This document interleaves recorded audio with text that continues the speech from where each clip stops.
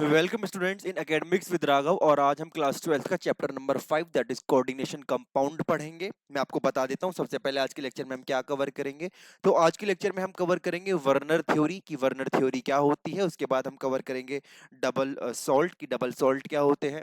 फिर हम पढ़ेंगे कुछ इंपॉर्टेंट टर्म्स जो कि कोऑर्डिनेशन कंपाउंड्स में होती हैं, या जब भी आप किसी कोऑर्डिनेशन कंपाउंड का फॉर्मूला लिखा हुआ देखते हो अपनी आंखों के सामने, तो आपके दिमाग में उसको किस तरीके से उसके सारे जो पार्ट्स हैं उनको पहचानना है वो देखेंगे।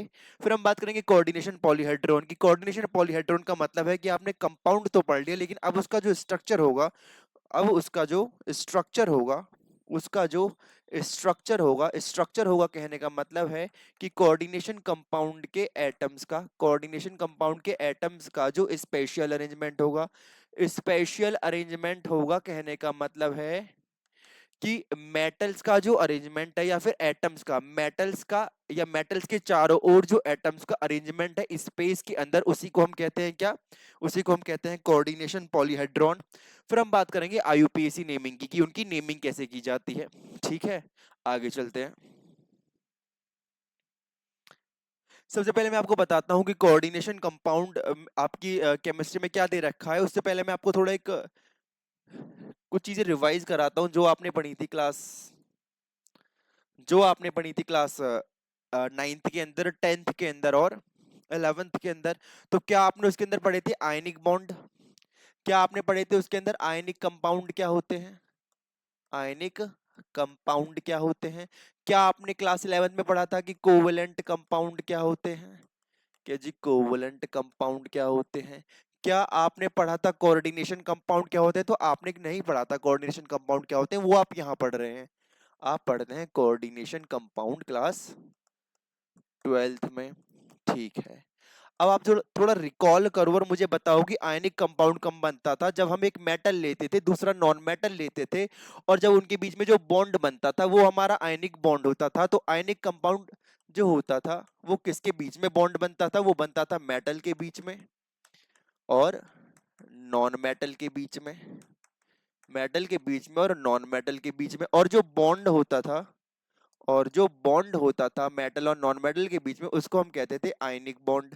क्या कहते थे? उसे हम कहते थे आयनिक बॉन्ड। ठीक है, आपने बात करी थी कोवेलेंट कंपाउंड की। आप पढ़ते थे क्लास 11th के अंदर, या आपने 9th या 10th में पढ़ा होगा कि जब नॉन मेटल के बीच में बॉन्ड बनता है, जब नॉन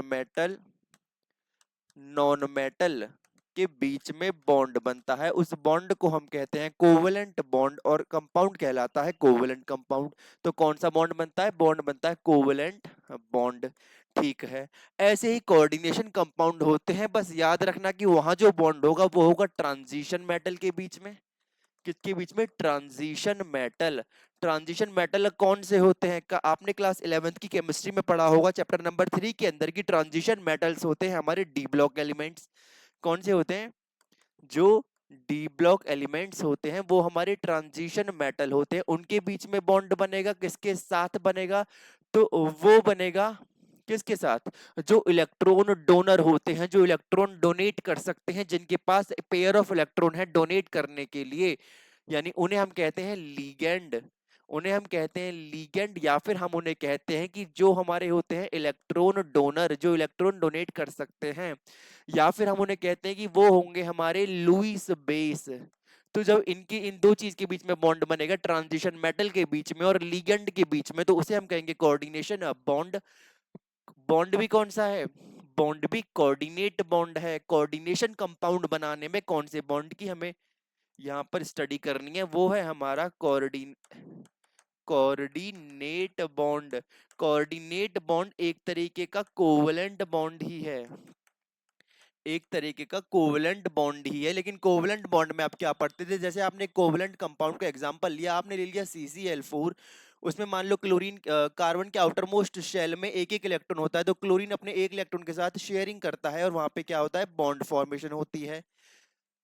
ठीक है, ये कैसी हुई? ये हुआ हमारा कोवलेंट कंपाउंड, और यहाँ पे इस तरीके से बॉन्ड फॉर्मेशन होती है। लेकिन कोऑर्डिनेट बॉन्ड के अंदर क्या होता है? कोऑर्डिनेट बॉन्ड के अंदर आपको याद रखना है कि आपका जो सेंट्रल मेटल एटम है वो बॉन्ड तो बनाएगा किसके साथ? लीगेंड के साथ। लेकिन पूरा का पूरा लोन पेयर किसका होगा इसको बॉन्ड बनाने के लिए?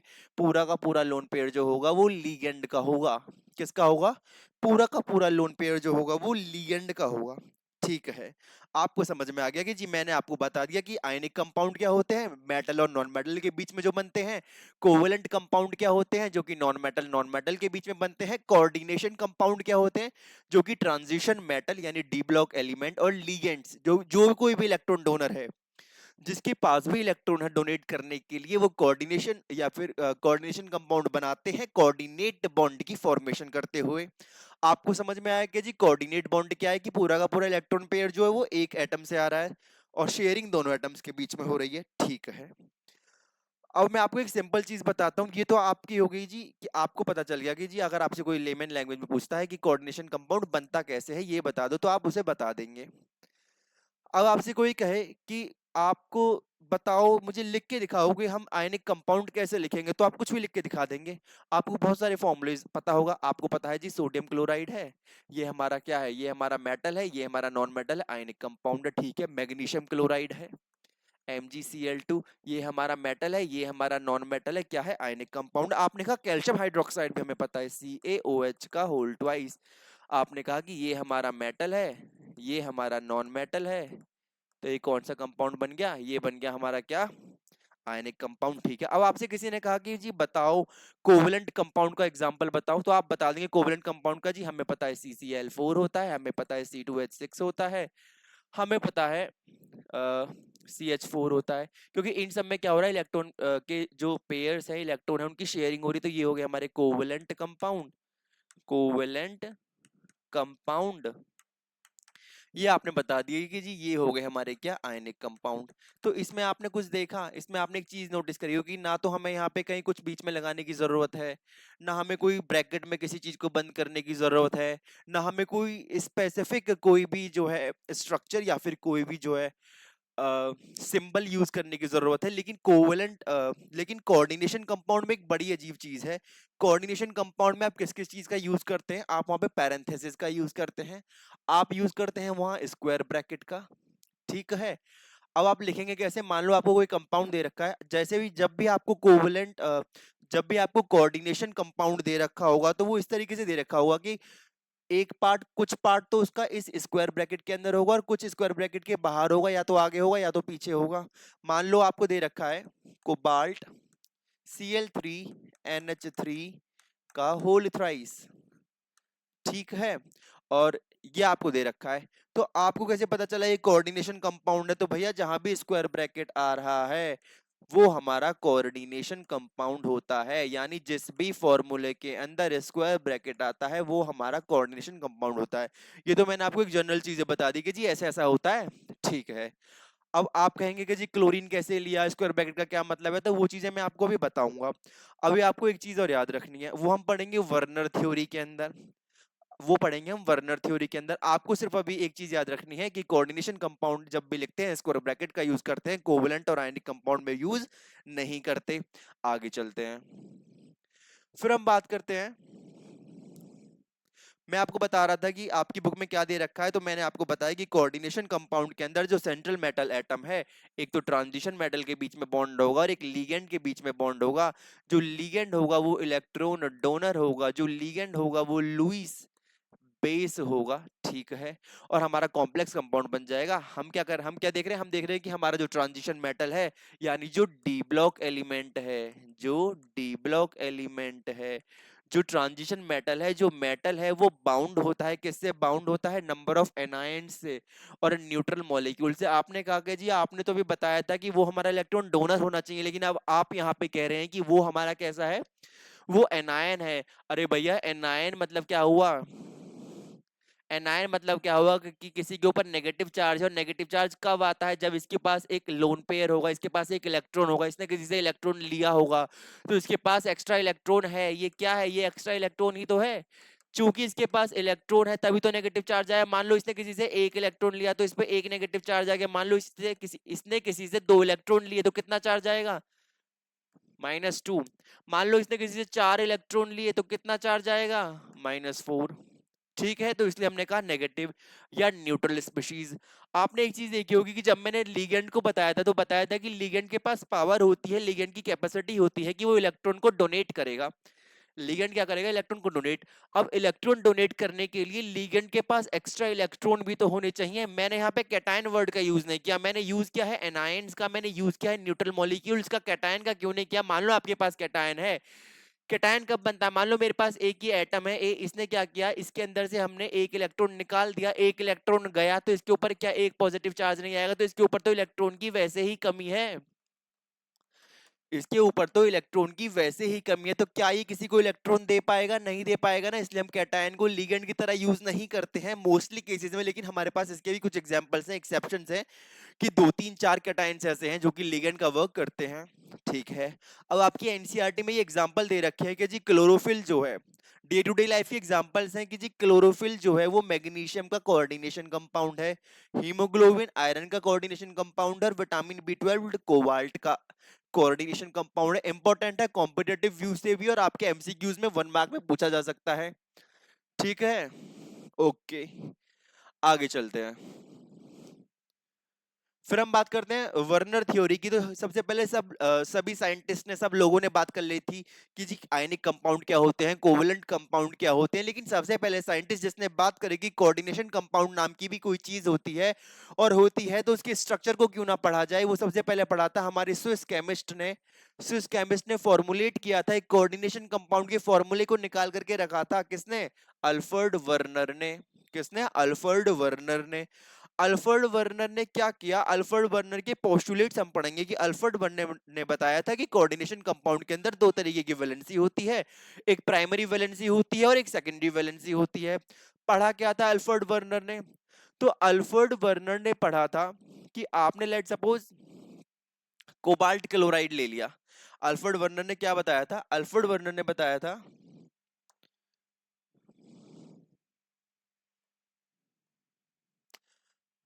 अल्फ्रेड वर्नर ने क्या पढ़ा था, तो मैं आपको बताऊंगा कि अल्फ्रेड वर्नर ने स्टडी करने के लिए क्या लिया था। तो सबसे पहले आपको ये याद रखना है कि उन्होंने लिया था कोबाल्ट क्लोराइड, उन्होंने लिया था अमोनिया, और उन्होंने लिया था क्या? AgNO3। ये अल्फ्रेड वर्नर की स्टडी का बेस थे, ये अल्फ्रेड वर्नर की स्टडी का बेस थे, ये तीनों जो फॉर्मूलाज, तीनों जो हमारे मॉलिक्यूल हैं। क्या क्या है? कोबाल्ट क्लोराइड है, अमोनिया है, और सिल्वर नाइट्रेट है। ठीक है, अब अल्फ्रेड वर्नर ने क्या देखा? अल्फ्रेड वर्नर ने देखा कि मान लो भाई, उन्होंने अलग अलग फ्लास्क में, उन्होंने क्या किया, उन्होंने अलग अलग फ्लास्क में कोबाल्ट क्लोराइड लिया। मान लो उन्होंने 3 फ्लास्क लिए, और 3 फ्लास्क में उन्होंने क्या लिया? Cobalt chloride. कोबाल्ट क्लोराइड कैसे लिया उन्होंने? एक कोबाल्ट क्लोराइड और अमोनिया को एक रेशो में लिया, और लिया किस तरीके से? CuCl3, CuCl3.6NH3, और लिया CuCl3.6NH3, CuCl3.6NH3। अल्फ्रेड वर्नर ने ये 3 अलग अलग व्हीकल्स में लिए, और उन्होंने क्या लिया? उन्होंने इसमें ऐड किया एक्सेस AgNO3, सिल्वर नाइट्रेट क्या ऐड किया? एक्सेस AgNO3, इसमें भी और इसमें भी एक्सेस AgNO3। तो उन्होंने देखा कि होना क्या था कि भाई, जब आप कोबाल्ट क्लोराइड से सोडियम सिल्वर नाइट्रेट को आप ट्रीट करा रहे हैं, तो आपके सिल्वर क्लोराइड का प्रेसिपिटेट बनना चाहिए था, आपका प्रेसिपिटेट बनना चाहिए था सिल्वर क्लोराइड का, यानी आपके AgCl के प्रेसिपिटेट बनने थे, AgCl के प्रेसिपिटेट बनने थे। लेकिन एक बार तो हमें 3 प्रेसिपिटेट मिले, एक बार हमें 2 मॉलिक्यूल मिले प्रेसिपिटेट के, और एक बार हमें 1 मॉलिक्यूल मिला प्रेसिपिटेट का। तो उन्होंने कहा कि ऐसा कंपाउंड के अंदर क्या है ऐसा, उधर उधर जो चल रही है, उधर जो हमारे व्हीकल्स बीकर्स में जो भी कंडीशन चल रही है, वो क्या कंडीशन है कि एक बार तो हमें सिल्वर क्लोराइड का जो प्रेसिपिटेट है उसके 2 मॉलिक्यूल मिल रहे हैं, एक बार 3 और एक बार 1। तो उन्होंने देखा कि हमारा ये कोऑर्डिनेशन कंपाउंड बना रहा है, और आयन उतने ही क्लोरीन बना रहे हैं, उतने ही क्लोरीन अवेलेबल है प्रेसिपिटेट बनाने के लिए, जितने की स्क्वायर ब्रैकेट से बाहर हैं। जितने क्लोरीन स्क्वायर ब्रैकेट से बाहर हैं, केवल यही क्लोरीन पार्टिसिपेट कर पा रहे हैं किसके अंदर? प्रेसिपिटेशन फॉर्मेशन में। ठीक है, तो मान लो इसने क्या कहा कि हमारा फॉर्मूला जो होना चाहिए था वो ये होना चाहिए था, लेकिन हुआ क्या कि तीन सिल्वर क्लोराइड के प्रेसिपिटेट बन गए, मतलब तीनों क्लोरीन बाहर थे, तो कोबाल्ट जो है वो स्क्वायर ब्रैकेट के अंदर अगर कनेक्ट किसी चीज से हो रहा था, किसी चीज से लिंक बना रहा था, किसी चीज से लिंकेज बना रहा था, बॉन्ड बना रहा था, तो वो NH3 के 6 मॉलिक्यूल थे। और बाहर कितने क्लोरीन प्रेजेंट थे? 3 क्लोरीन। बाहर कितने क्लोरीन प्रेजेंट थे? 3 क्लोरीन। अब आप कहेंगे कि 3 क्लोरीन अंदर होते तो क्या दिक्कत होती? भैया अंदर होते ना वो 3 क्लोरीन, तो वो प्रेसिपिटेट नहीं बना पाते, क्योंकि इस स्क्वायर ब्रैकेट के अंदर जो जो चीजें, जो जो एटम्स प्रेजेंट हैं, वो पानी में घुलने पर भी स्क्वायर ब्रैकेट के बाहर नहीं जाएंगी, वो अंदर ही रहेंगी। सेफेस्ट जोन है वो कोऑर्डिनेशन कंपाउंड का। अब यहाँ पे हमें मिले दो मॉलिक्यूल सिल्वर क्लोराइड के, तो इसका मतलब सिर्फ 2 क्लोरीन बाहर हैं। इसका मतलब क्या हुआ? इसका मतलब सिर्फ 2 क्लोरीन बाहर हैं। लेकिन एक हम बात करते हैं कोऑर्डिनेशन नंबर की। कोऑर्डिनेशन नंबर का मतलब होता है कि ये ऑलरेडी डिसाइडेड होता है किसी ट्रांजिशन मेटल से। कोबाल्ट क्या है? ट्रांजिशन मेटल की। किसी ट्रांजिशन मेटल से fixed number of ligand he connect होंगे, जो कि इसके लिए होता है 6। कोबाल्ट के लिए कितना होता है? कोबाल्ट के लिए 6 होता है। तो भैया 2 क्लोराइड तो यहाँ से बाहर निकाल दो, मैंने 2 क्लोरीन यहाँ से बाहर निकाल दिए, तो फिर भी 6 तो अमोनिया हो गए और 1 क्लोरीन बचा, तो 7 7 पॉसिबल है नहीं। तो अमोनिया हमारा अंदर कितना बचेगा? सिर्फ 5 एटम अमोनिया के, सिर्फ 5 मॉलिक्यूल बचेंगे। तो हमारा फॉर्मूला आएगा कोबाल्ट, 1 क्लोरीन अंदर प्रेजेंट होगा, अमोनिया प्रेजेंट होंगे NH3 का होल 5, बाकी क्लोरीन बाहर प्रेजेंट होगा। बाकी क्लोरीन कितना? क्लोरीन 2 क्लोरीन के मॉलिक्यूल्स बाहर प्रेजेंट होंगे। 2 क्लोरीन के मॉलिक्यूल्स बाहर प्रेजेंट होंगे, यही दोनों क्लोरीन से जो कि दो प्रेसिपिटेट बनाने में पार्टिसिपेट कर रहे हैं। एक अमोनिया हमने यहां से बाहर निकाला, तो वो हमारा अमोनिया बाहर रहेगा। ठीक है। दूसरा, अल्फ्रेड वर्नर ने ये देखा था। तीसरी कंडीशन क्या थी?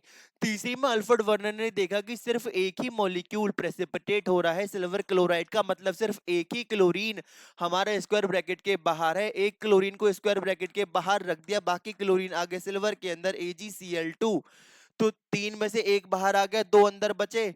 और हमारे कितने एटम्स ओवरऑल, कितने लीगेंड, कितने कितनी पावर है कोबाल्ट की किसी से इलेक्ट्रॉन एक्सेप्ट करने की? तो वो 5 इलेक्ट्रॉन पेयर ही एक्सेप्ट कर सकता है, सॉरी 6। तो 2 ये हो गए, NH3 कितने बचे? 4 NH3, तो NH3 का होल 4। ठीक है। तो ये थी हमारी अल्फ्रेड वर्नर की स्टडी। किसकी थी ये? हमारी अल्फ्रेड वर्नर की स्टडी थी। अल्फ्रेड वर्नर ने कहा कि कोऑर्डिनेशन कंपाउंड में स्क्वायर ब्रैकेट के बाहर अगर कोई चीज प्रेजेंट है तो ही वो रिएक्शन में पार्टिसिपेट कर सकती है, अदरवाइज वो नहीं करेगी। ठीक है, आगे चलते हैं। अब ये वर्नर थ्योरी का हमारा कंक्लूजन दे रखा है, मैं आपको एक बार फिर से बता देता हूं कि आपने 1 मोल COCl 3.6 NH3 लिया था, तो वहां से आपको 3 मोल AgCl मिले एक बार। कब? जब आपने उसके अंदर एक्सेस में क्या डाला था? एक्सेस में आपने उसके अंदर डाला था सीयू, आपने उसके अंदर एक्सेस में डाला था AgNO3 यानी सिल्वर नाइट्रेट, तो तभी तो ये क्लोरीन के साथ कंबाइन करके क्या बना रहा था? सिल्वर क्लोराइड के प्रेसिपिटेट। एक बार 3 मिले, एक बार 2 मिले, एक बार 1 और एक बार 1। याद रखना, अब हमारे जो कोऑर्डिनेशन कंपाउंड मिल रहे थे, ये इनके कलर बता रखे हैं कि जब हमारा कितना, जब हमारा 3 मोल सिल्वर क्लोराइड के पार्टिसिपेट हुए, 3 मोल सिल्वर क्लोराइड के पार्टिसिपेट हुए, मतलब 3 क्लोरीन मॉलिक्यूल स्क्वायर ब्रैकेट के बाहर प्रेजेंट थे। 2 हुए तो 2 बाहर प्रेजेंट थे। सिर्फ एक ही मॉलिक्यूल प्रेसिपिटेट हुआ सिल्वर क्लोराइड का, तो एक ही क्लोरीन बाहर प्रेजेंट था। ठीक है, तो उनके हिसाब से कलर दे रखे हैं कि पहले में हमें येलो कलर मिला सॉल्यूशन में, दूसरा पर्पल, फिर ग्रीन और फिर वॉयलेट। तो जब 3 क्लोरीन बाहर प्रेजेंट थे और सिल्वर क्लोराइड के 3 मॉलिक्यूल्स का प्रेसिपिटेशन हुआ, तो येलो कलर का हमें सॉल्यूशन मिला। पर्पल मिला हमें जब हमें 2 मोल्स मिले सिल्वर क्लोराइड के, बड़ा टंग ट्विस्टिंग है। और जब 1 मोल मिला तो ग्रीन और फिर वॉयलेट। अब इसमें आपको दे रखा है कि सॉल्यूशन कंडक्टिविटी की, भैया सॉल्यूशन की कंडक्टिविटी भी बढ़ जाएगी जितना क्लोरीन बाहर होगा। बिल्कुल बढ़ जाएगी, बिल्कुल बढ़ जाएगी। कि भाई अगर मैं इसको पानी के अंदर डालता हूं, मान लो मेरे पास दे रखा है CONH3 का होल 6 और 3Cl माइनस, जब मैं पानी के अंदर इस चीज को डालूंगा तो ये वाला पार्ट तो डिसोसिएट होगा नहीं, ये पूरा का पूरा पानी के अंदर ऐसे ही घूमेगा, सिर्फ क्लोरीन जो है वो अलग अलग हो जाएंगे Cl माइनस के। Cl माइनस के हमें 3 आयन मिल जाएंगे। तो कितना रेशो आया, 1:3। अगले में कितना आएगा, अगले में 1:2 आएगा, 1:1 और 1:1। ठीक है, ओके। तो ये हमारी वर्नर थ्योरी थी, ये हमारी अल्फ्रेड वर्नर थ्योरी थी। ठीक है, आगे चलते हैं। फिर हम बात करते हैं मेन पोस्टुलेट्स क्या थे वर्नर थ्योरी के। मेन पोस्टुलेट्स क्या थे, तो वर्नर थ्योरी ने हमें बताया था कि किसी भी कोऑर्डिनेशन कंपाउंड में सेंट्रल मेटल एटम आयन की दो तरीके की वैलेंसी होती है या दो तरीके के लिंकेजेस होते हैं, प्राइमरी लिंकेजेस और सेकेंडरी लिंकेजेस। मैंने आपको ये बताया था कि अगर आप इसको पानी के अंदर डालेंगे तो ये वाला पार्ट तो डिसॉल्व होने से रहा, ये वाला पार्ट और ये वाला पार्ट डिसोसिएट होंगे सिर्फ। तो इसके और इसके बीच में जो लिंकेज है, जो काउंटर आयन जो डिसॉल्व होने वाला है, और जो सेंट्रल मेटल एटम है, जो ट्रांजिशन मेटल है, जो ट्रांजिशन मेटल है ये, और जो ये है, इनके बीच में जो बॉन्ड है उसे कहते हैं प्राइमरी लिंकेज। क्या कहते हैं, प्राइमरी लिंकेज है। और कैसा है, आयोनाइजेबल है, यानी पानी में डालने पर टूट जाएगा। जबकि इन दोनों के बीच में जो है वो कैसा है, वो हमारा सेकेंडरी लिंकेज होगा। वैलेंसी को सेकेंडरी वैलेंसी कहेंगे और वो नॉन आयोनाइजेबल होगी। ठीक है, एक बार मैं आपको फिर से बता देता हूं।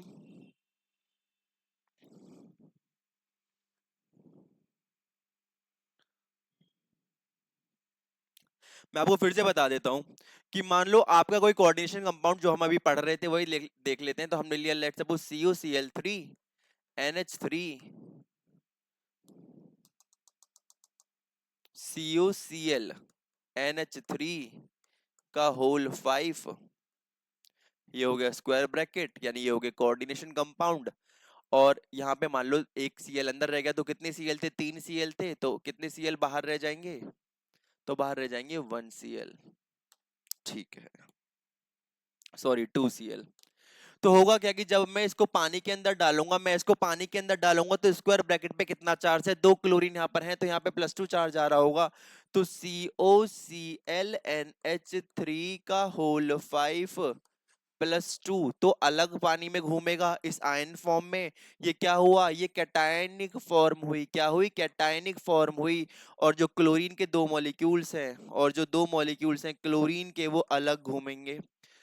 तो इसके और इसके बीच में जो बॉन्ड है, इन दोनों के बीच में जो बॉन्ड है उसे कहते हैं second primary linkage, primary bond, primary valency, जो कि आयोनाइजेबल है, पानी में डालने पर आयोनाइज हो गया। जबकि इनके बीच में जो है वो सेकेंडरी लिंकेज है, सेकेंडरी वैलेंसी है, जो कि पानी में डालने पर भी आयोनाइज नहीं होती, नॉन आयोनाइजेबल होता है। ठीक है, तो ये है, आपको याद रखना है। आगे चलते हैं।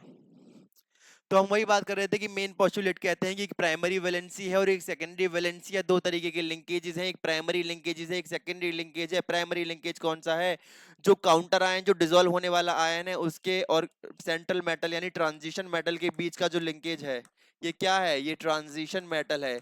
इनके बीच का जो लिंकेज है वो प्राइमरी लिंकेज है। लीगेंड यानी जो इलेक्ट्रॉन डोनेट करने वाला है, और जो सेंट्रल मेटल आयन है उसके बीच में जो लिंकेज है वो सेकेंडरी लिंकेज है, जो कि नॉन आयोनाइजेबल है, यानी मैं उसे पानी में डालूं तो भी वो सेंट्रल मेटल आयन के साथ ही चिपका रहेगा।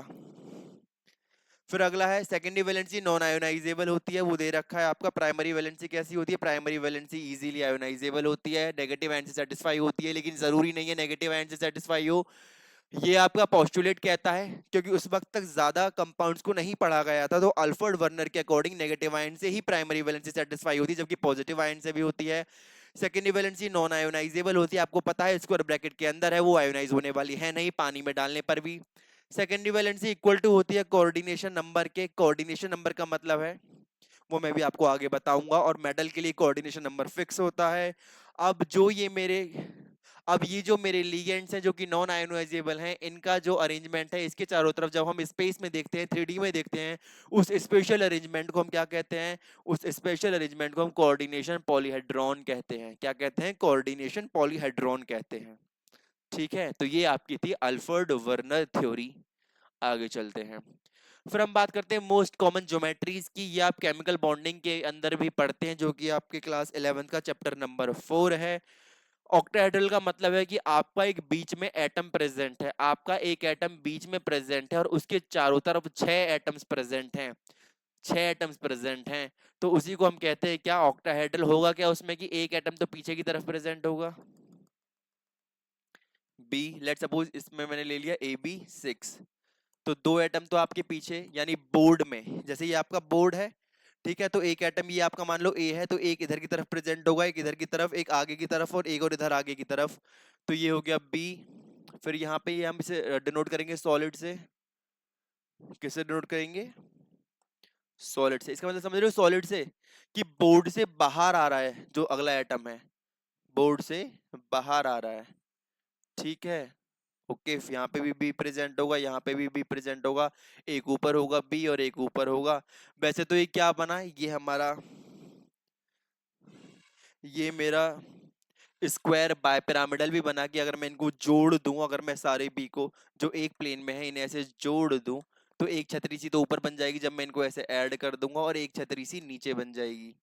तो इसको हम स्क्वायर बायपिरामिडल भी कहते हैं, वैसे इसको हम कहते हैं ऑक्टाहेड्रल। क्या कहते हैं इसे? स्टैंडर्ड लैंग्वेज में हम इसे ऑक्टाहेड्रल कहते हैं। What does this call? This is called octa, इसको हम ऑक्टाहेड्रल कहते हैं। ठीक है, ये ऑक्टाहेड्रल ज्योमेट्री है। कैसी ज्योमेट्री है? ये ज्योमेट्री है ऑक्टाहेड्रल। ठीक है, फिर हम बात करते हैं अगली टेट्राहेड्रल की। टेट्राहेड्रल का मतलब है कि एक बीच में हमारा एटम प्रेजेंट होगा और उसके चारों तरफ चार एटम प्रेजेंट होंगे। ऑक्टाहेड्रल और स्क्वायर प्लेनर ऐसे ही होते हैं, दोनों सेम, कि एक सेंट्रल मेटल एटम होगा, उसके चारों ओर चार एटम्स प्रेजेंट होंगे, लेकिन दोनों की स्ट्रक्चर अलग अलग है। दोनों की स्ट्रक्चर अलग अलग है। इसमें क्या होगा, टेट्राहेड्रल में जो हाइब्रिडाइजेशन आपको पता है, हाइब्रिडाइजेशन आपने पढ़ी होगी, sp3 होती है। उसमें हमारा मेन एटम बीच में प्रेजेंट होता है और एक ऊपर प्रेजेंट होता है, दूसरे एटम एक इधर प्रेजेंट होता है, एक पीछे की तरफ प्रेजेंट होता है बी, एक आगे की तरफ प्रेजेंट होता है, और एक उधर उधर मतलब बोर्ड के बिल्कुल पीछे की तरफ प्रेजेंट होता है। तो ये होती है हमारी ऑक्टाहेड्रल ज्योमेट्री। ठीक है, फिर होती है हमारी सॉरी टेट्राहेड्रल, और फिर हमारे स्क्वायर प्लेनर होते हैं कि आपका सिंपल ए है एटम, इधर बी प्रेजेंट है, इधर बी प्रेजेंट है, इधर बी प्रेजेंट है और इधर बी प्रेजेंट है, यानी सारी चीजें एक ही प्लेन में है। ये होती है हमारी स्क्वायर प्लेनर। तो ये आपकी क्या है, ये आपकी टेट्राहेड्रल है, टेट्राहेड्रल, और ये आपकी स्क्वायर प्लेनर है। ठीक है, आगे चलते, ये मैंने आपको इसलिए बताया क्योंकि इस चैप्टर में अभी हम आगे पढ़ेंगे, जब हम वैलेंस बॉन्ड थ्योरी पढ़ेंगे, जब हम क्रिस्टल फील्ड थ्योरी पढ़ेंगे। ठीक है, तो ये वहां पे हमसे स्ट्रक्चर्स पूछता है कोऑर्डिनेशन कंपाउंड की, तो आपको पता होनी चाहिए कि किस तरीके से कौन कौन सी स्ट्रक्चर्स होती हैं। अब मान लो हमारी दो तरीके के कंपाउंड्स होते हैं, यानी हमारे हम एक तरीके के और कंपाउंड पढ़ते हैं, वो हमारे डबल सॉल्ट होते हैं, और एक हमारे कोऑर्डिनेशन कंपाउंड होते हैं, कोऑर्डिनेशन कॉम्प्लेक्स इन्हें कहते हैं। क्या कहते हैं इन्हें? हम कोऑर्डिनेशन कॉम्प्लेक्स भी कहते हैं। ठीक है, तो मैंने आपको बताया कि मान लो अगर मैं इसको पानी के अंदर डाल देता हूं, मान लो मैं इसको यहाँ पे मान लो 3 पोटेशियम है जो इसकी बैलेंसी को सेटिस्फाई कर रहे हैं। मान लो मैं इसको पानी के अंदर डाल देता हूं, तो होगा क्या कि FeCN का होल 6 3 माइनस, तो पानी में एक आयन की तरह अलग घूमेगा, एन आयन, और पोटेशियम के 3 आयन, के पॉजिटिव और के पॉजिटिव, ये अलग पानी में घूमेंगे। लेकिन इधर क्या होता है डबल सोल्ट में, मान लो डबल सोल्ट ये है, इसमें कोई स्क्वायर ब्रैकेट नहीं होता, कोई पैरेंथेसिस नहीं होता। अगर मैं इसे पानी में डालता हूं तो मेरा पोटेशियम आयन अलग हो जाएगा, क्लोरीन आयन अलग हो जाएगा, मैग्नीशियम आयन अलग हो जाएगा, OH माइनस आयन अलग हो जाएगा और H पॉजिटिव आयन अलग हो जाएगा। ऐसे ही मान लो मैंने मोहर सॉल्ट ले लिया, तो इसमें क्या होगा, Fe+2 अलग हो जाएगा, SO4 2- अलग हो जाएगा, NH4 पॉजिटिव का आयन अलग हो जाएगा, SO4 - 2 का आयन अलग हो जाएगा, OH माइनस आयन और H पॉजिटिव। तो ये मतलब ये चीज है कि मैंने इसको, ये कंप्लीटली डिसोसिएशन, मैंने इसको पानी के अंदर डाला है तो ये पूरा का पूरा डिसोसिएशन शो कर रहा है, एक एक मेटल अलग हो जा रहा है। यहाँ पे पूरा मेटल या पूरा एक एक एटम अलग नहीं होता, जो स्क्वायर ब्रैकेट के अंदर है वो स्क्वायर ब्रैकेट के अंदर, जो कि तू पानी के अंदर रहेंगे वो स्क्वायर ब्रैकेट नहीं खुलता है। तो मतलब जैसे ही मैंने इसे पानी के अंदर डाला, ये स्टेबल है, कोऑर्डिनेशन कंपाउंड स्टेबल है, लेकिन ये क्या है, ये पानी के अंदर अनस्टेबल है, डिसोल्यूशन शो कर रहा है। तो हम बात करेंगे कि सॉलिड स्टेट में डबल सॉल्ट जो है वो सॉलिड स्टेट में स्टेबल है। स्टेबल मतलब अपनी एक फिक्स्ड स्टोइशियोमेट्रिक रेशियो में है, लेकिन जैसे ही मैंने इसे लिक्विड स्टेट में डाला, लिक्विड स्टेट में डाला, या मैं कहूं मैंने इसे एक्वस सॉल्यूशन में डाला, तो क्या होगा, ये डिसोल्यूशन शो करेगा, ये घुल जाएगा पूरा, ये डिसोल्यूशन शो करेगा। जबकि ये डिसोल्यूशन शो नहीं करेगा, ये सॉलिड और लिक्विड स्टेट यानी सॉल्यूशन दोनों स्टेट में कैसा होता है, स्टेबल होता है। ठीक है, ये हम बात करते हैं। बाकी दोनों में कोई डिफरेंस नहीं है, बस ये है कि डबल सॉल्ट हम जब लिखते हैं तो हम उसमें ना कोई स्क्वायर ब्रैकेट का यूज करते हैं, ना उसमें प्राइमरी वैलेंसी सेकेंडरी वैलेंसी का कोई कंसेप्ट है, जबकि कोऑर्डिनेशन कंपाउंड के अंदर प्राइमरी वैलेंसी सेकेंडरी वैलेंसी का कंसेप्ट है। ठीक है। उसके बाद हम बात करते हैं कि उनकी उनकी स्टेबिलिटी कैसी है सॉलिड स्टेट में और लिक्विड स्टेट में। आगे चलते हैं। फिर हम बात करते हैं, अब हम कुछ इंपॉर्टेंट टर्म्स पढ़ेंगे इसके अंदर। तो मैं अभी तक आपको बताता आ रहा हूँ कि कोऑर्डिनेशन कंपाउंड होता है। मैं आपको फिर से रिवाइज करवा देता हूँ कि कोऑर्डिनेशन कंपाउंड में क्या क्या होता है। तो मान लो मैंने फिर से कोऑर्डिनेशन कंपाउंड ले लिया, वही जो अल्फ्रेड वर्नर ने लिया था, CuCl2 यहाँ हो गया। हमें जो इसकी कोऑर्डिनेशन नंबर है, यानी कोबाल्ट से कितने एटम्स अटैच करने, ऐसे कितने एटम्स जो इलेक्ट्रॉन डोनेट कर सके, तो 6 करने, दो ये हो गए, NH3 के 4 ले लो, NH3 के 4 ले लो। ठीक है, CuCl2.NH3 और यहाँ आ गया Cl। ठीक है।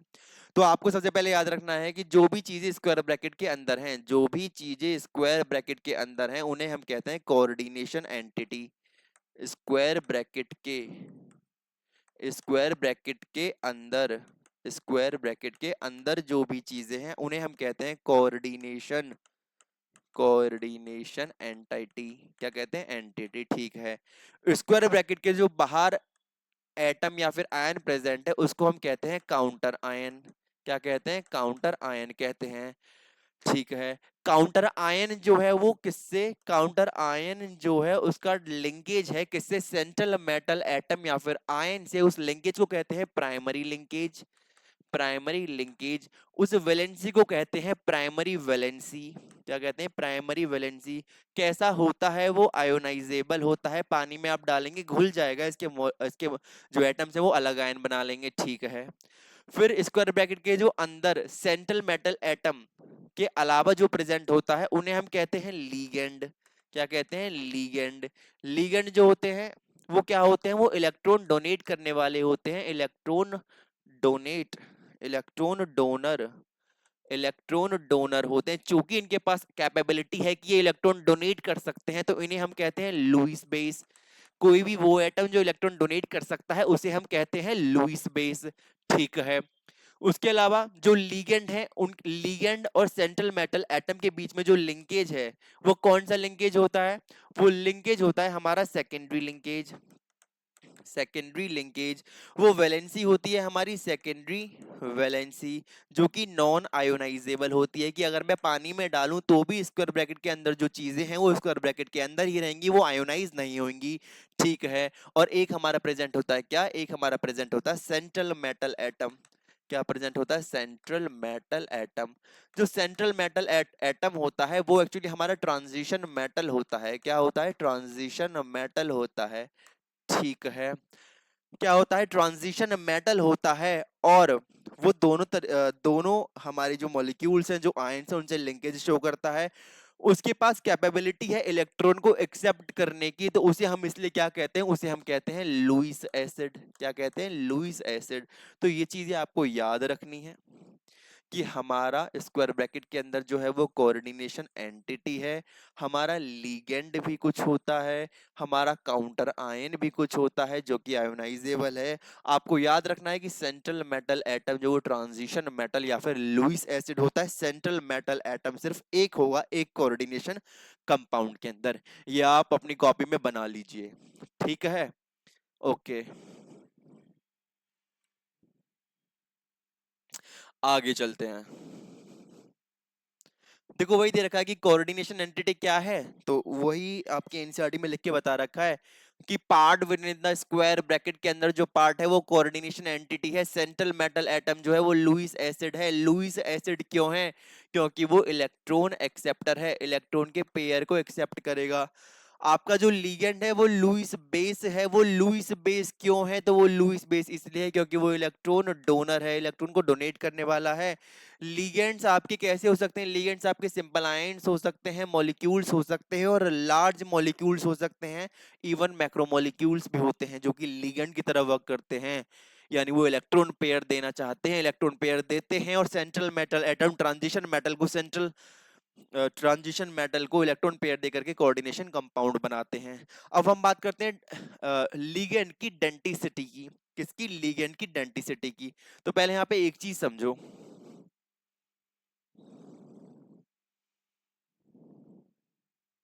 यहाँ पे एक चीज समझो कि मैंने अभी आपको कोऑर्डिनेशन कंपाउंड के अंदर जो कोऑर्डिनेट बॉन्ड बनता है वो बताया था। होता क्या है कि मान लो मेरा मेरा कोऑर्डिनेशन कंपाउंड है, let's suppose CO Cl3 NH3, ठीक है। तो इनके बीच में जो कोऑर्डिनेशन कंपाउंड जो है बना है, इसके बीच में बॉन्ड कैसे बनता है कि भाई कोबाल्ट होता है, ठीक है। अब कोबाल्ट का एटॉमिक नंबर कितना होता है? कोबाल्ट का एटॉमिक नंबर कितना होता है? एक मिनट रुको। Cl3 and NH3, ठीक है। कोबाल्ट का एटॉमिक नंबर कितना होता है आपको ये पता होना चाहिए। तो जी कोबाल्ट का जो एटॉमिक नंबर है वो होता है स्कैंडियम, टाइटेनियम, वेनेडियम, मैग्नीज, तो ये होता है 21, 22, 23, 24, 25, 26 और 27। यानी हमारा कोबाल्ट का जो एटॉमिक नंबर है वो 27 होता है। कोबाल्ट की जो outermost shell electronic configuration है वो कितना होता है? तो कोबाल्ट का जो outermost shell electronic configuration है वो होता है 3d और 4s। 3d और 4s, तो 4s2 हो गया और 3d कितने हो जाएंगे? 7, ठीक है। आपने ये बना लिया, 1 2 3 4 और एक, तो 2 इलेक्ट्रॉन आ गए यहाँ और 7 आ गए यहाँ, 1 2 3 4 5 6 7, ठीक है। समझ में आया? तो होगा क्या यहाँ पे ये होगा कि हमारा जो कोबाल्ट है वो किसी ऑक्सीडेशन स्टेट में एग्जिस्ट करेगा, किसी ऑक्सीडेशन स्टेट में एग्जिस्ट करेगा। और वहां से किस क्या ऑक्सीडेशन स्टेट होगी कोबाल्ट की, यहाँ पर आपको ये पता होना चाहिए। तो यहाँ पे जो कोबाल्ट की ऑक्सीडेशन स्टेट होगी वो होगी हमारी 1 2 3 4 5 6 7 एंड 8 9, ठीक है। तो कोबाल्ट की ऑक्सीडेशन स्टेट यहाँ पे कितनी होगी? यहाँ पे कोबाल्ट की जो ऑक्सीडेशन स्टेट है वो लेट्स सपोज 4 है। मैंने मान लिया 4 ऑक्सीडेशन स्टेट है, तो होगा क्या, जब 4 स्टेट है तो जितनी ऑक्सीडेशन स्टेट है उतने इलेक्ट्रॉन बाहर चले जाएंगे। तो 2 इलेक्ट्रॉन तो जाएंगे यहाँ से और 1 इलेक्ट्रॉन जाएगा यहाँ से और एक इलेक्ट्रॉन जाएगा यहाँ से, ठीक है। हमने ये इलेक्ट्रॉन भेज दिए। तो अब क्या है, हमारा जो क्लोरीन है वो अपना एक लोन पेयर लेगा और अपने एक इस ऑर्बिटल के अंदर डाल देगा, दूसरा क्लोरीन इसके अंदर डाल देगा, तीसरा क्लोरीन इसके अंदर डाल देगा। अब हमें यहाँ पे क्या चाहिए? हमें यहाँ पे 3 ही ऑर्बिटल चाहिए। किसके लिए? हमें 3 ही ऑर्बिटल चाहिए अमोनिया के लिए। तो क्या होगा, 4s यहाँ हो गया, 4p के 3 ऑर्बिटल्स यूज कर लेंगे। तो ये यूज कर ली किसने? अमोनिया ने। ये पूरे पूरे लोन पेयर्स दे रहे हैं अपने, सिर्फ एक एक इलेक्ट्रॉन नहीं, पूरे पूरे लोन पेयर्स दे रहे हैं। तो यही हमारा कोऑर्डिनेट बॉन्ड होता है। ये कौन सा बॉन्ड है? कोऑर्डिनेट बॉन्ड, ठीक है। तो ये आप थोड़ा ध्यान रखना कि क्या जो है तरीका है। अब मान लो मेरा क्लोरीन इतना इतना इलेक्ट्रॉन वाला होता कि उसके पास पावर होती कि वो एक लोन पेयर की जगह अकेला क्लोरीन जो कि एक लोन पेयर दे रहा है वो ही अगर 2 लोन पेयर देने लगे, तो हम कहेंगे कि उसकी डेंटिसिटी, उसकी लोन पेयर देने की जो पावर है उसे डेंटिसिटी कहते हैं। यहाँ पे एक लोन पेयर देने की पावर है तो उसे हम कहते हैं यूनिडेंटेट। यहाँ पे वो 2 लोन पेयर दे सकता है, उसे कहते हैं बाइडेंटेट। ऐसा होता नहीं है कि क्लोरीन 2 देते बाकी बाकी एटम्स देते हैं, लेकिन मैंने आपको एग्जाम्पल के लिए बताया है, ठीक है। ओके, तो यही इसी बेस पर हम जो लिगेंड्स हैं, जो इलेक्ट्रॉन देने वाले हैं, उनका भी हम विभाजन कर देते हैं, उनके भी हम पार्ट्स कर देते हैं। एक यूनिडेंटेट, यूनिडेंटेट वो होते हैं जो पर एटम एक इलेक्ट्रॉन पेयर डोनेट कर सकता है, जैसे कि है हमारा chlorine Cl- ion H2O, ammonia CONO2+CH3NH2, और NO एक होते हैं हमारे बाइडेंटेट लिगेंड, जो एक ही एटम, जिसमें एक ही एटम की पावर होती है, एक मॉलिक्यूल की पावर होती है कि वो 2 इलेक्ट्रॉन पेयर को डोनेट कर सके। उसमें हम पढ़ते हैं एक तो EN, एक तो पढ़ते हैं EN और एक पढ़ते हैं OX। EN क्या होता है? EN होता है इथेन 1 2 डायअमीन, इथेन 1 2 डायअमीन। अब आपने कहा कि हमें करके दिखाओ कैसे होते हैं, तो मैंने लिखा ethane CH2 single bond CH2, ethane 1 2 डायअमीन NH2 single bond NH2। यहाँ पे N के ऊपर लोन पेयर है, इस वाले N के ऊपर भी लोन पेयर है, तो इसके पास क्या है? एक ही मॉलिक्यूल के पास 2 पावर्स हैं, 2 इलेक्ट्रॉन पेयर देने की पावर है, इसलिए हमने इसे क्या कहा? इसलिए हमने इसे कहा ये बाइडेंटेट लिगेंड है। कैसा लिगेंड है? बाइडेंटेट लिगेंड, ठीक है। आगे चलते हैं, आगे है हमारा ऑक्सलेटो। क्या है? आगे है हमारा ऑक्सलेटो। ओ एक्स को हम कहते हैं ऑक्जेलेटो। ऑक्जेलेटो, ऑक्जेलेटो का जो फॉर्मूला है वो होता है C2O4 2 माइनस। आपने कहा जी इसमें दिखा दो कहां पर, इसमें दिखा दो कहां पर दो पावर हैं, कहां पर दो इलेक्ट्रॉन पेयर देने की पावर है। तो कार्बन कार्बन के बीच में single bond double bond O double bond O minus C2O4 2 minus. तो इसके पास भी एक लोन पेयर है, इसके पास भी एक लोन पेयर है, इसके पास क्या हुआ, डबल पावर है। क्या है, डबल पावर है, डबल इलेक्ट्रॉन पेयर देने की पावर है। तो ये भी कैसा हो गया, ये भी हमारा बाइडेंटेट लिगेंड हो गया। कौन कौन से, ईएन और ऑक्सलेटो। एक आता पॉलीडेंटेट लिगेंड। पॉलीडेंटेट लिगेंड जो है, जो आपके एनसीईआरटी में मेंशन है, पॉलीडेंटेट मतलब एक ही मॉलिक्यूल के पास पावर है कि वो बहुत सारे इलेक्ट्रॉन पेयर दे सके। तो उसमें हम पढ़ते हैं क्या, उसमें हम पढ़ते हैं ethane 1,2 diamine tetra acetate ion. Ethane 1,2 diamine tetra acetate ion. आपने कहा जी इसे बना के दिखाओ, हमें नहीं दिख रहा कि कहां पर इसकी पावर है। तो ethane, ethane is C single bond C, ethane 1,2 diamine N N, ethane 1,2 diamine tetra acetate ion. तो एसीटेट आयन यहां लगा दो, C double bond O, O minus C double bond O, O minus C double bond O, O minus C double bond O, O minus. कितने O minus हैं, चार, एक, दो, तीन, चार।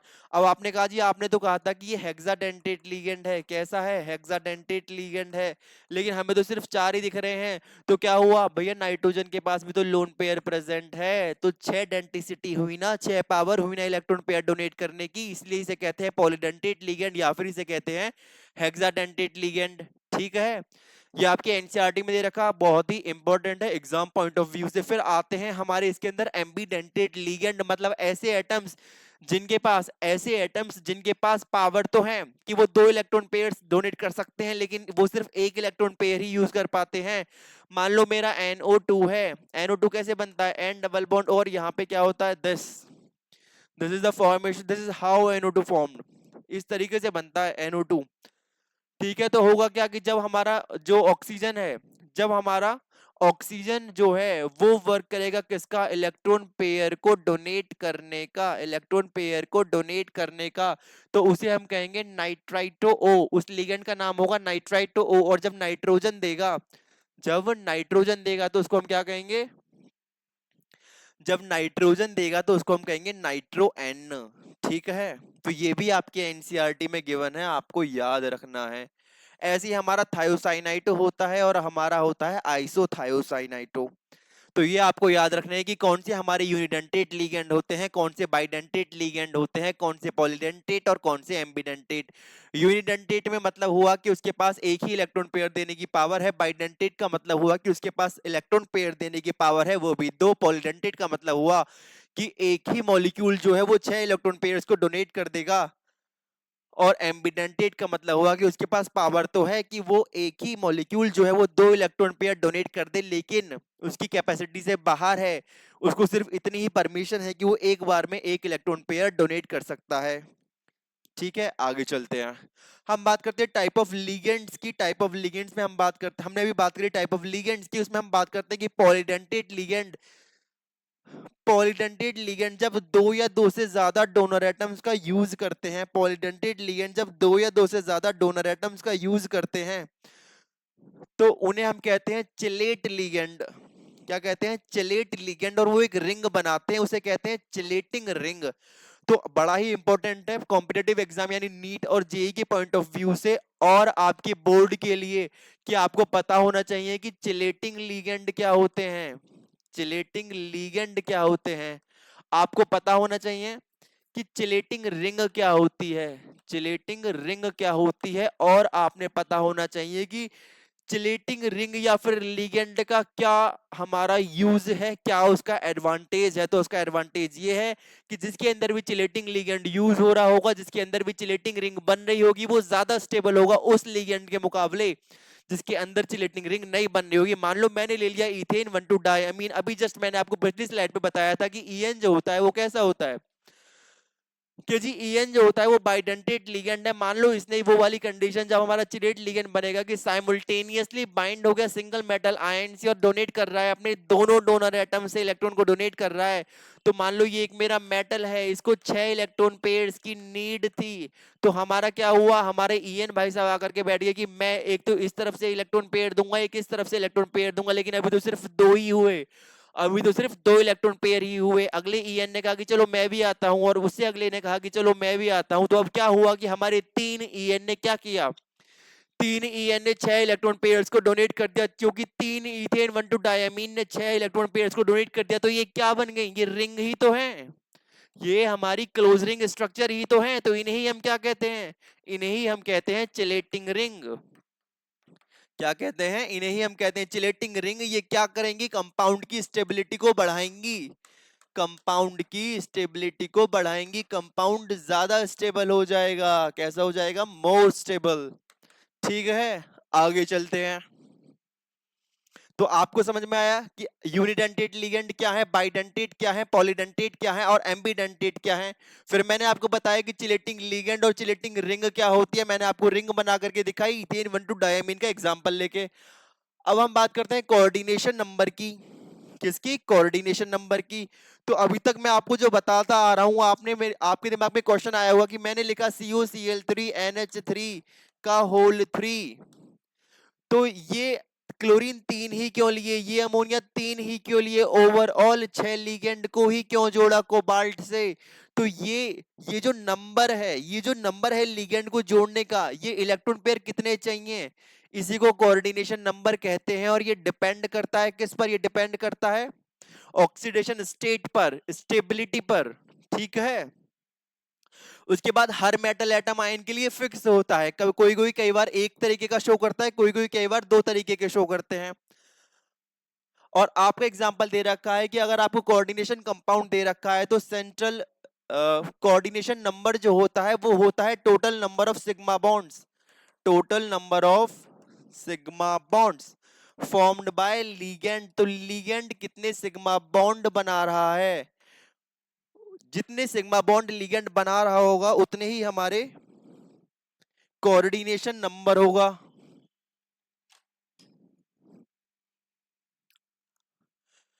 ठीक है, फिर इसमें मैंने आगे बताया कि इसमें हम बॉन्ड्स इंक्लूड नहीं करते। कौन से बॉन्ड इंक्लूड नहीं करते, पाई बॉन्ड जो होंगे। मान लो मेरा सेंट्रल मेटल आयन M है और इससे लिगेंड कनेक्टेड है, तीन पाई बॉन्ड लगा रखे हैं।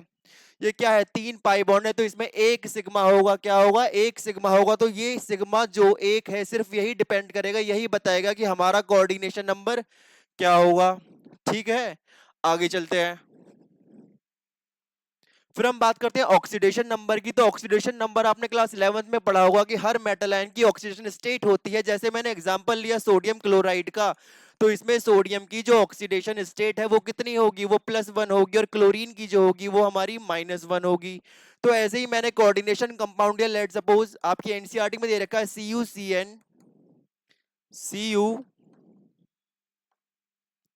CuCN का होल 4 और 3 माइनस।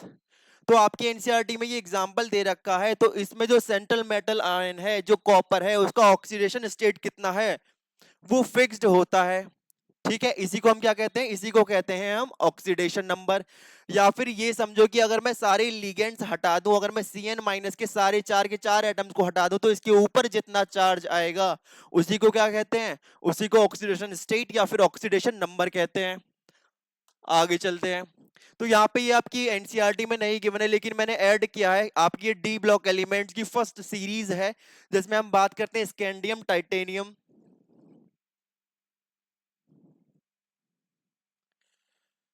तो हम बात कर रहे थे कि सेंट्रल मेटल आयन जो होता है वो बनाते हैं ट्रांजिशन मेटल, जिसमें हम बात करते हैं कोऑर्डिनेशन नंबर की और बात करते हैं ऑक्सीडेशन स्टेट की। मैंने आपको बताया कि कोऑर्डिनेशन नंबर क्या होगा और ऑक्सीडेशन स्टेट क्या होगा। तो आपके क्लास 12th के चैप्टर नंबर 5 के एनसीईआरटी के अकॉर्डिंग हम जितने भी कोऑर्डिनेशन कंपाउंड्स पढ़ेंगे वो डी ब्लॉक की फर्स्ट सीरीज होगी, जिसमें हम पढ़ते हैं, हमारा सबसे पहले आता है स्कैंडियम, फिर आता है titanium, vanadium, chromium, manganese, iron, cobalt, nickel, copper और जिंक।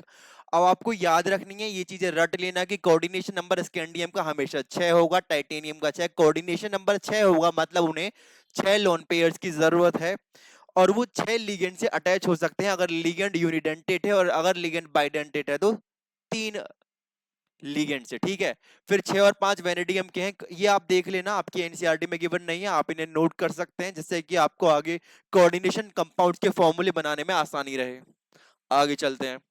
फिर हम बात करते हैं कोऑर्डिनेशन पॉलीहेड्रा की। मैं आपको पहले भी स्लाइड पे बता चुका हूं इसी लेक्चर के अंदर कि ऑक्टाहेड्रल, टेट्राहेड्रल और स्क्वायर प्लेनर का स्ट्रक्चर कैसे बनता है। फिर आता है ट्राइगोनल पिरामिडल।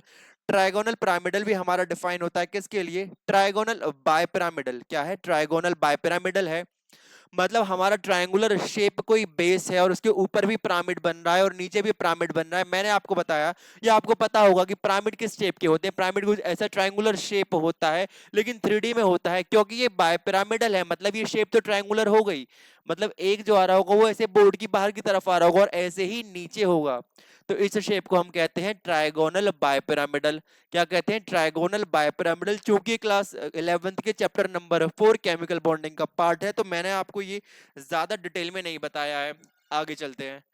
फिर हम बात करते हैं होमोलेप्टिक और हेटेरोलेप्टिक कॉम्प्लेक्स की। तो बड़ा ही इजी सा कॉन्सेप्ट है। कॉन्सेप्ट ये कह रहा है कि मैंने लिगेंड की बात करी और बात करी सेंट्रल मेटल एटम की, कि मेरा जो सेंट्रल मेटल है, हमने इसके दो एग्जांपल, ये सेंट्रल मेटल जो है उसका coordination number let suppose fix है कि 6 होना है, और यहाँ पे भी जो कोऑर्डिनेशन नंबर है वो 6 होना है। तो एक फॉर्मूले में एक केमिकल फॉर्मूला या फिर केमिकल कॉम्पोजिशन या फिर लिगेंड लेते वक्त मैंने ध्यान रखा कि मैंने जो उसकी 6 की 6 कोऑर्डिनेशन नंबर, 6 की 6 इलेक्ट्रॉन पेयर्स की जो नीड है वो सेम लिगेंड से पूरी कर दी, लेट सपोज AB6, ठीक है।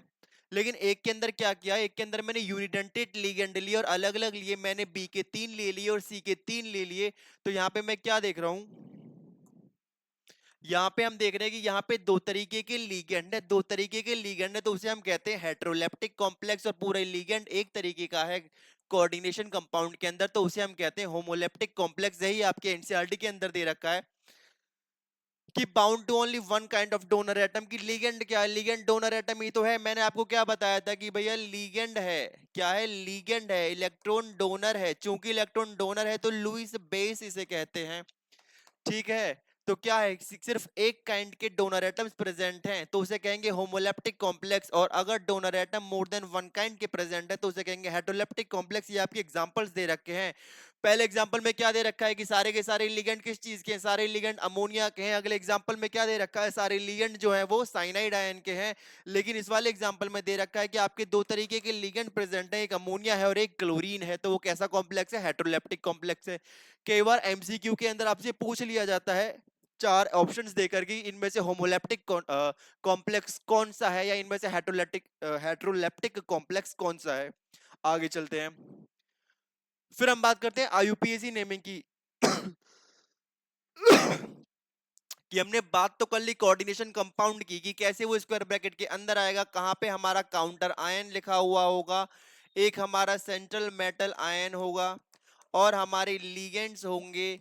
कौन सी हमारी प्राइमरी वैलेंसी होगी, हमने बात करी कौन सी हमारी सेकेंडरी वैलेंसी होगी, हमने बात करी कौन से हमारे कोऑर्डिनेशन नंबर होंगे, और हमने पढ़ा था कि हमारी ऑक्सीडेशन स्टेट क्या होगी। सेंट्रल मेटल जो है वो उस कोऑर्डिनेशन कंपाउंड के अंदर क्या ऑक्सीडेशन स्टेट शो कर रहा है, ठीक है। अब आता है कि हम उनका नाम कैसे लिखेंगे। तो नाम लिखने के लिए रूल आते हैं आईयूपीएसी के अकॉर्डिंग, वो मैं आपको बता देता हूं, क्योंकि इससे एक क्वेश्चन कंफर्म्ड होता है आना। और ये चैप्टर का जो वेटेज है वो 8 मार्क्स है बोर्ड के अंदर, और 3 से 4 क्वेश्चंस आते हैं नीट के अंदर, ठीक है। आगे चलते हैं। तो सबसे पहले मैंने आपको लिखा है यहाँ पे कि name of cation is written before anion. तो मैंने आपको बताया था कि जी स्क्वायर ब्रैकेट जो होता है उसके बाहर कोई एटम, मान लो एक्स वाई जेड कुछ भी प्रेजेंट होगा, एक्स वाई जेड कुछ भी प्रेजेंट होगा, इसे काउंटर आयन कहते हैं, इसे कोऑर्डिनेशन एंटिटी कहते हैं। इनमें से जो पॉजिटिवली चार्ज होगा, जो कैटायन होगा, अब कैटायन यानी इस पे अगर ओवरऑल चार्ज पॉजिटिव आता है तो ये कॉम्प्लेक्स यानी ये एंटिटी कैटायनिक हुई, और अगर इस पे पॉजिटिव चार्ज आता है तो ये कैटायनिक हुई। तो डिपेंड नहीं करता कि काउंटर आयन हमेशा कैटायनिक होगा या एनायनिक होगा, वो कोई से भी रोल रिवर्स हो सकते हैं। हमारा कई बार कोऑर्डिनेशन एंटिटी कैटायनिक होगी, कई बार एनायनिक होगी। तो जो भी कैटायनिक पार्ट है उसका नाम पहले लिखेंगे। तो पहले नेमिंग किसकी करेंगे? नेमिंग करेंगे कैटायन की, फिर नेमिंग करेंगे एनायन की, ठीक है। तो आप ये याद रखना कि ये कंफर्म नहीं है, ये पहले से डिसाइडेड नहीं होता है, ये फिक्स चीज नहीं है कि हमारा जो कोऑर्डिनेशन एंटिटी है, हमारा जो स्क्वायर ब्रैकेट के बाहर ओवरऑल चार्ज आएगा वो पॉजिटिव ही आएगा या फिर नेगेटिव आएगा, वो आपका चेंज हो सकता है। ठीक है, आगे चलते हैं। फिर हम बात करते हैं नेमिंग ऑफ लिगेंड्स की, कि लिगेंड के नाम कैसे लिखेंगे। अगर आपका लिगेंड एनायनिक है, अगर आपका लिगेंड एनायनिक है और वो एंड किससे होता है, तो वो एंड उसका मतलब मैं नाम लेता हूं, जैसे हैलाइड्स में क्या आता है, हैलाइड में आता है फ्लोरीन, क्लोरीन, ब्रोमीन, आयोडीन, तो सबके लास्ट में क्या आ रहा है, ई आ रहा है। तो जिसके भी लास्ट में ई आ रहा है उसे ओ से एंड करा दो। मतलब अगर मुझे क्लोरीन लिखना था तो मैं उसके अंदर क्या लिखूंगा, फॉर्मूला के अंदर क्लोराइडो।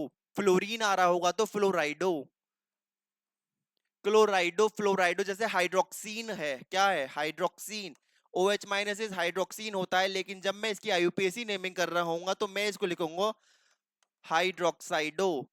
Oxalate, oxalate O X two minus क्या होता है, ऑक्सलेट होता है, तो मैं उसे क्या लिखूंगा, क्योंकि उसके लास्ट में ई आ रहा है और वो लिगेंड कैसा है, वो लिगेंड एनायनिक है, तो मैं उसे लिखूंगा ऑक्सलेटो। ठीक है। उसके बाद साइनाइड है, क्योंकि साइनाइड में भी क्या आता है, साइनाइड में भी लास्ट में ई आता है, क्योंकि साइनाइड में लास्ट में ई आ रहा है तो हम उसे क्या लिखेंगे, हम उसे साइनाइडो लिखेंगे। तो ये होती है हमारी नेमिंग किसकी, एनायनिक लिगेंड्स की। फिर आते हैं हमारे न्यूट्रल लिगेंड्स, कि अगर वाटर लिगेंड की तरह यूज हो रहा है तो लिखेंगे एक्वा, अमोनिया यूज हो रहा है तो अमीन CH3NH2 ऐड हो रहा है तो methylamine, carbonyl, nitrosyl, triphenyl phosphine, ethane 1,2 diamine और पायरिडीन। क्योंकि ये कैसे हैं, ये सारे लिगेंड न्यूट्रल हैं, तो न्यूट्रल में आपको कुछ स्पेशली वर्ड यूज नहीं करने हैं। ठीक है। फिर हम बात करते हैं पॉजिटिवली चार्ज लिगेंड की। किसकी, पॉजिटिवली चार्ज। तो हमने जब वर्नर थ्योरी पढ़ी थी तो वर्नर ने कहा था कि लिगेंड जो होता है, वर्नर ने कहा था कि लिगेंड जो होता है या तो वो नेगेटिवली चार्ज होगा या वो न्यूट्रल होगा, लेकिन मैंने आपको वहां पे बताया था कि जरूरी नहीं है कि हमारा जो नेगेटिव और न्यूट्रल है वो ही हमेशा लिगेंड हो, हमारा पॉजिटिवली चार्ज लिगेंड भी हो सकता है। तो ये उसी के एग्जांपल है, नाइट्रोनियम आयन है, नाइट्रोसोनियम है और क्या है, हाइड्रोजीनियम है। ठीक है, तो ये आपके एक्सेप्शंस है, कैटायनिक हमारे लिगेंड भी प्रेजेंट होते हैं, ये आपके एनसीईआरटी में नहीं दे रखा है लेकिन आपको पता होना चाहिए। आगे चलते हैं। फिर हम बात करते हैं सेंट्रल मेटल एटम या फिर आयन के नेमिंग की, कि आप उनकी नेमिंग कैसे करेंगे। तो आपको इसमें एक चीज याद रखनी है, वो ये याद रखनी है कि कोऑर्डिनेशन स्फीयर पे जो ओवरऑल चार्ज होगा उसकी दो कंडीशन है, कि वो पॉजिटिव भी हो सकता है और वो नेगेटिव भी हो सकता है। अगर वो पॉजिटिव है तो जो नाम है, जो नाम है मेटल का, किसका, सेंट्रल मेटल एटम का जो नाम है वो कैसा आएगा, वो एज इट इज आएगा।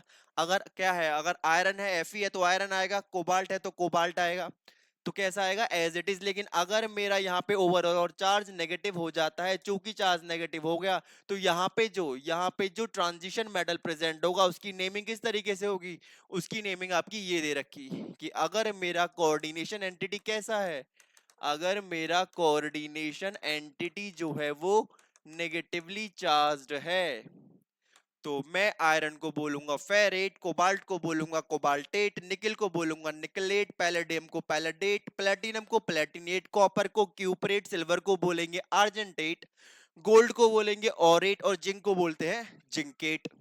ठीक है, तो ये आपको नाम कब लिखने हैं, ये आपको नाम तब लिखने हैं जब आपका जो कोऑर्डिनेशन एंटिटी है वो कैसा हो, वो नेगेटिवली चार्ज हो, उस पे ओवरऑल चार्ज जो आ रहा हो काटने पीटने के बाद लिगेंड्स के चार्ज को और सेंट्रल मेटल आयन के वो कैसा आ रहा हो, नेगेटिव आ रहा हो।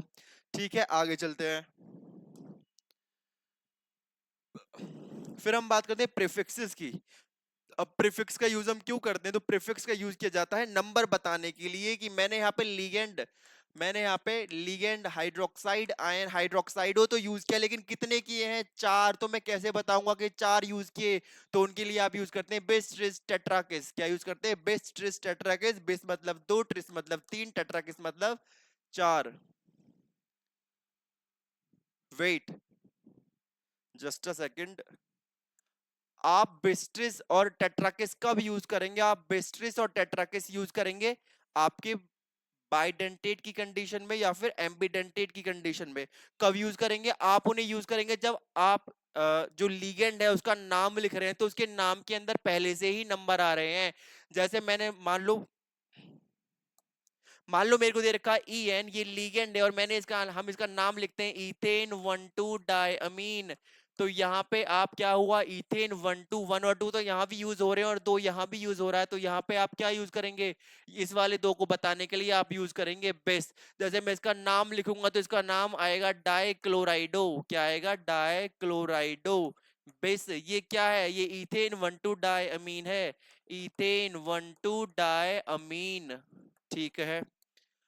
अब आपका कंपाउंड कैसा है, आपका कंपाउंड पॉजिटिवली चार्ज है, चूंकि आपका कंपाउंड पॉजिटिवली चार्ज है तो ये क्या है, ये कोबाल्ट है। और जब हमारा कंपाउंड पॉजिटिवली चार्ज होता है तो जो नाम है वो एज इट इज आता है, तो ये क्या आ जाएगा, ये आ जाएगा कोबाल्ट।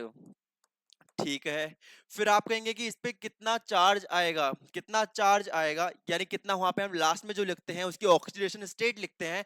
तो ईएन कैसा होता है, इथेन 1,2-डायमीन, ये न्यूट्रल मॉलिक्यूल है। लेकिन क्लोरीन क्या होता है, क्लोरीन होता है Cl माइनस, कितने क्लोरीन है, 2 क्लोरीन है, तो -2 हो गया। ओवरऑल अब भी +1 आ रहा है, तो मैं लिखूंगा x इज इक्वल x, और अंदर वाला और क्या प्लस करेंगे, x -2 इज इक्वल टू +1, और x इज इक्वल टू +3। यानी ये क्या हो जाएगी, ये कोबाल्ट की ऑक्सीडेशन स्टेट हो जाएगी, जो हम लिख देंगे फॉर्मूले के लास्ट में पैरेंथेसिस के अंदर। तो ये आपके कंपाउंड का नाम हो जाएगा।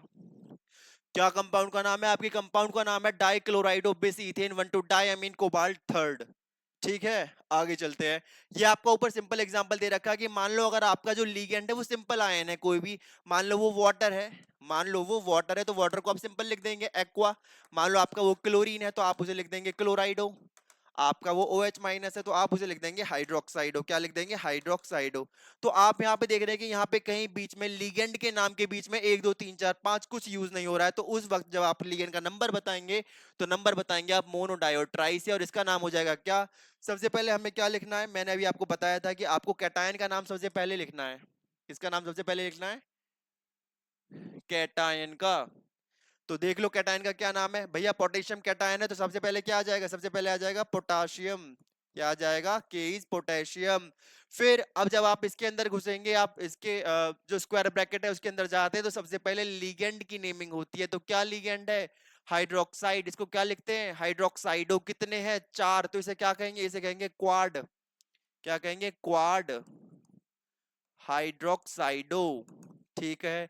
फिर आपका जिंक है, आपका पॉजिटिव वाला पार्ट तो ये हो गया, तो यहाँ पे ओवरऑल नेगेटिव चार्ज आ रहा होगा ना, कितने पोटेशियम लिए हैं, 2 पोटेशियम लिए हैं, तो यहाँ पे कितना आ जाएगा, यहाँ पे -2 आ रहा होगा।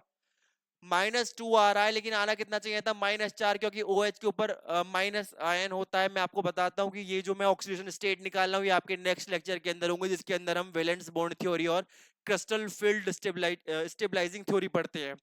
ठीक है।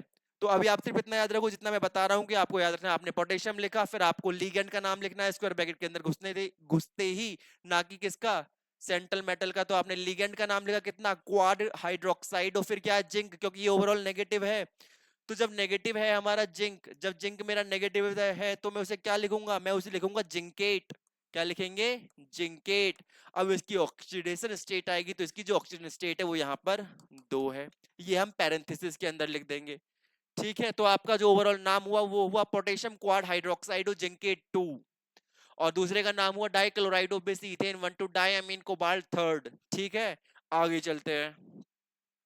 अभी आपके कुछ एग्जांपल्स दे रखे हैं कि आप इनके नाम नाम जो है वो कैसे लिखेंगे।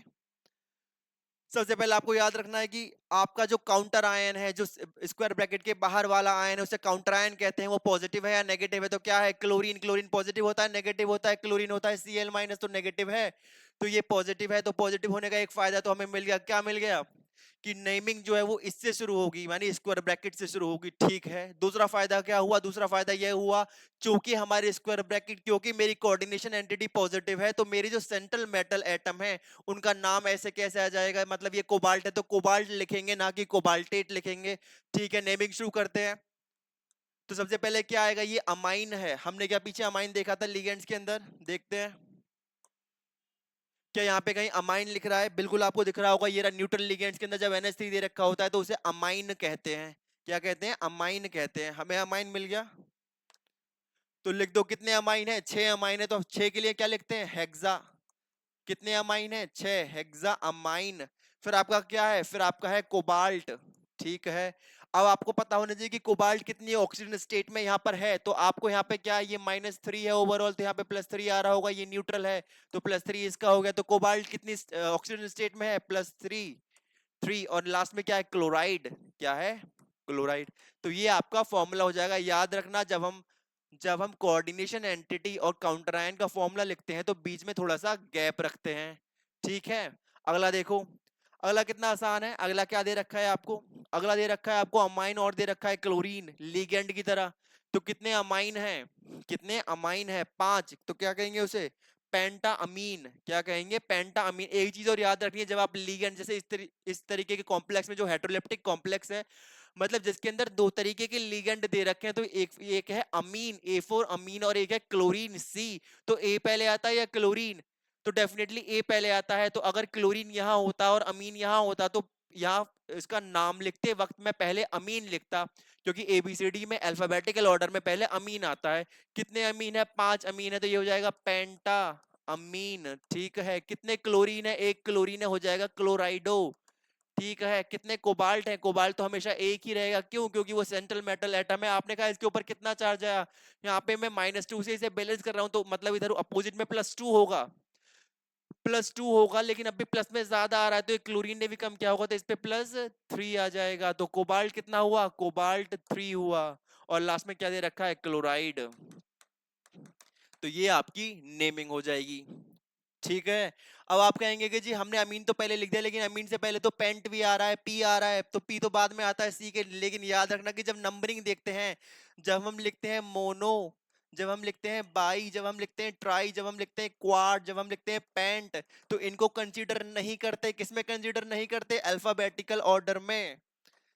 किसमें कंसीडर नहीं करेंगे, अल्फाबेटिकल ऑर्डर में कंसीडर नहीं करेंगे। उसी को देखते हुए मैंने ये फॉर्मूला लिखा है, जिसका आंसर आया है पेंटा अमीन क्लोराइडो कोबाल्ट 3 क्लोराइड, ठीक है। अगला देखो, अब अगला आपका किस कॉन्सेप्ट पे बेस है, अगला है आपका जी, आपको पता है क्या है, पोटेशियम दे रखा है। पोटेशियम क्या होता है, पॉजिटिवली चार्ज है। मतलब ऑब्वियसली बात है, जब एक चीज काउंटर आयन पॉजिटिवली चार्ज हो गया तो एंटिटी नेगेटिवली चार्ज होगी।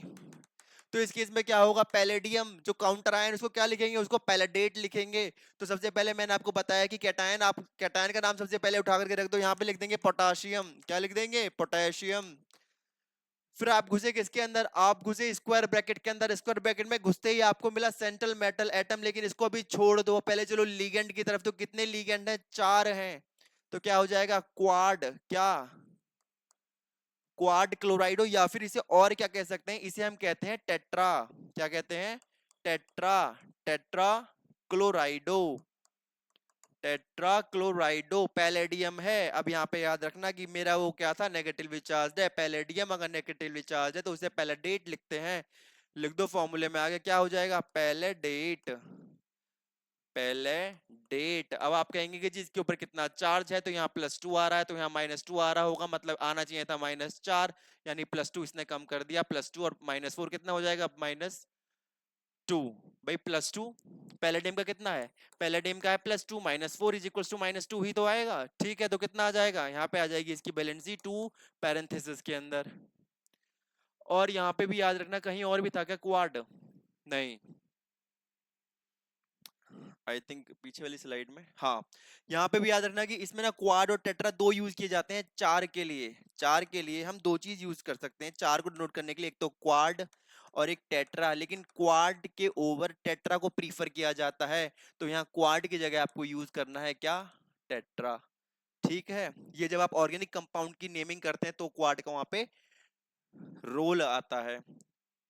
अगला आपको क्या दे रखा है, आपको आईयूपीएसी नाम दे रखा है और आपको फॉर्मूला लिखना है। तो देखो कितना आसान है। सबसे पहले इसने कहा टेट्रा अमीन, अमीन के कितने हैं, 4 हैं, यानी हमने लिखा अमीन, और अमीन के कितने मॉलिक्यूल हैं, 4, लिख दिया जी। फिर है डाई एक्वा, एक्वा मतलब पानी होता है, एक्वा मतलब पानी होता है, और कितने हैं, डाई, तो हमने लिखा वाटर के कितने मॉलिक्यूल्स, 2। फिर क्या है, फिर कोबाल्ट है, तो यानी कोबाल्ट आ गया यहाँ। और फिर क्या है, क्लोरीन, क्या है, क्लोरीन। ये आपका आईयूपीएसी नेमिंग से मॉलिक्यूलर फॉर्मूला हो जाएगा, ठीक है। आगे चलते हैं। फिर अगला हमें दे रखा है क्या, कि हमारा जो काउंटर आयन है, हमारा जो काउंटर आयन है वो पहले दे रखा है, क्योंकि इनके बीच में गैप है। इनके बीच में क्या है, इनके बीच में गैप है, दिस इज द गैप। ये गैप हमें बताता है क्या? ये गैप बताता है कि जो बड़ा वाला नाम होगा वो किसका होगा, वो हमारे स्क्वायर ब्रैकेट के अंदर जो चीज है उनका होगा। तो सबसे पहले क्या लिखा हुआ है? सबसे पहले लिखा हुआ है आयरन, यानी हमने लिख लिया Fe। आयरन कितनी स्टेट में है? +3। ठीक है। फिर है हेक्सा साइनाइडो, यानी साइनाइड आयन है, कितने हैं? 6। ठीक है। फिर है फेररेट, तो फेररेट मतलब आयरन की ही बात हो रही है। भाई आयरन को तो फेररेट लिखते हैं, और ये +2 में था, ये +2 में था फेररेट। और यहाँ पे क्या हुआ? यहाँ पे +4 आना चाहिए था, लेकिन कितना आ रहा है? Cn-6 +3, सॉरी यहाँ पे +3 में आएगा। अब जाके बैलेंस होगा, ये यहाँ पर +3 में हो गया, जब 3 हो गया ये, 3 हो गया ये, तो ये कितना हो गया? +3 -6, तो ओवरऑल कितना आया? -3। -3 यहाँ आ गया, -3 से बैलेंस हो गया। ये आपका आईयूपीएसी नेमिंग से हो गया फॉर्मूला। ठीक है, होप आपको ये चीजें क्लियर हुई होंगी। आगे मिलते हैं अगले नेक्स्ट लेक्चर में, जहां पे हम बात करेंगे वीबीटी की, यानी वैलेंस बॉन्ड थ्योरी। हम बात करेंगे क्रिस्टल फील्ड थ्योरी की, जहां पे हम ये चीजें समझेंगे कि मैंने जो ये कोऑर्डिनेशन नंबर लिखे हैं, मैंने जो ये ऑक्सीडेशन स्टेट लिखी है, वो कैसे निकालते हैं, और बाकी क्वेश्चंस की प्रैक्टिस करेंगे जो कि हमारे आईयूपीएसी नेमिंग के हैं। मिलते हैं अगले लेक्चर में, तब तक के लिए थैंक यू।